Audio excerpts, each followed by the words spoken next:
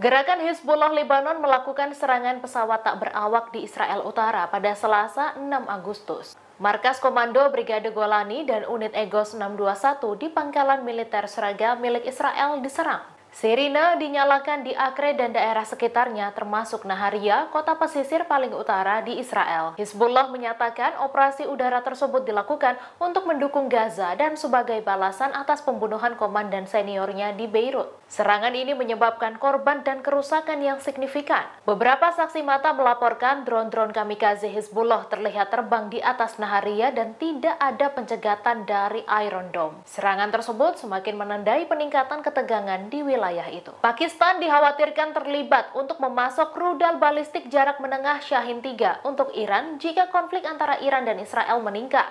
Tuduhan ini menyusul pertemuan darurat para Menteri Luar Negeri Organisasi Kerjasama Islam atau OKI yang diadakan di Arab Saudi atas permintaan Iran dan Pakistan. Media Barat mengatakan pertemuan itu kemungkinan akan membahas tanggapan terhadap pembunuhan Kepala Biro Politik Hamas Ismail Haniyeh. Diketahui, Menteri Luar Negeri Pakistan Ishaq Dar berangkat ke Jeddah pada Selasa 6 Agustus untuk membahas perang yang sedang berlangsung di Palestina. Ishaq Dar menyampaikan kekhawatiran serius Pakistan tentang situasi mengerikan di jalur Gaza. Ia menekankan urgensi perdamaian dan penyediaan bantuan kemanusiaan bagi rakyat Gaza.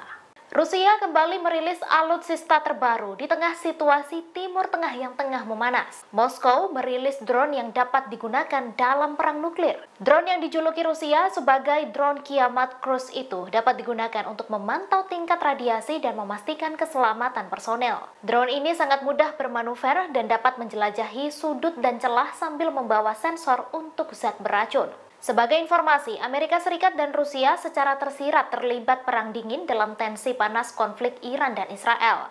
Amerika Serikat yang selama ini menjadi sekutu Israel memang menyatakan diri akan melindungi pasukan Netanyahu jika Iran melancarkan serangan balasan. Bak mendapatkan momentum untuk membalas Amerika Serikat yang menjadi sekutu Ukraina, Rusia pun akhirnya terlibat dalam konflik Iran dengan Israel. Rusia secara terang-terangan mengakui memasok rudal balistik taktis Iskander ke Teheran di tengah persiapan Iran melancarkan serangan balasan ke Israel. Sekjen Hizbullah Hasan Nasrallah menyampaikan pidato dalam acara peringatan kematian Komandan Fuad Shukar pada Selasa 6 Agustus. Dalam pidatonya, Nasrallah menyinggung mengenai potensi serangan balasan ke Israel atas kematian pemimpin Hamas dan Hizbullah. Israel dilaporkan terus siaga, sementara Iran dan Hizbullah tak kunjung melepas serangan. Nasrallah menegaskan Israel yang sedang harap-harap cemas menunggu adalah bagian dari serangan balasan itu sendiri. Ia mengatakan serangan balasan mungkin datang secara bersama atau terpisah dengan Iran.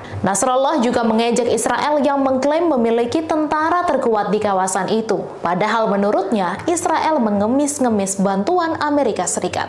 Israel Katz, Menlu Israel mengungkap rencana menyingkirkan Yahya Sinwar yang ditunjuk menggantikan posisi Ismail Haniyeh.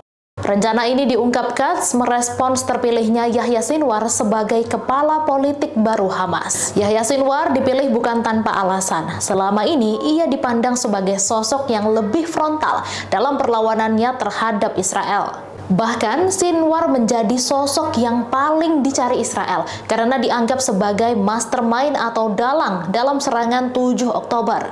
Senada dengan Menlu Israel, juru bicara militer Israel Laksamana Daniel Hagari mengatakan bahwa hanya ada satu tempat untuk Yahya Sinwar, yaitu di samping Muhammad Deif dan teroris 7 Oktober lainnya. Download Tribun X sekarang, menghadirkan lokal menjadi Indonesia.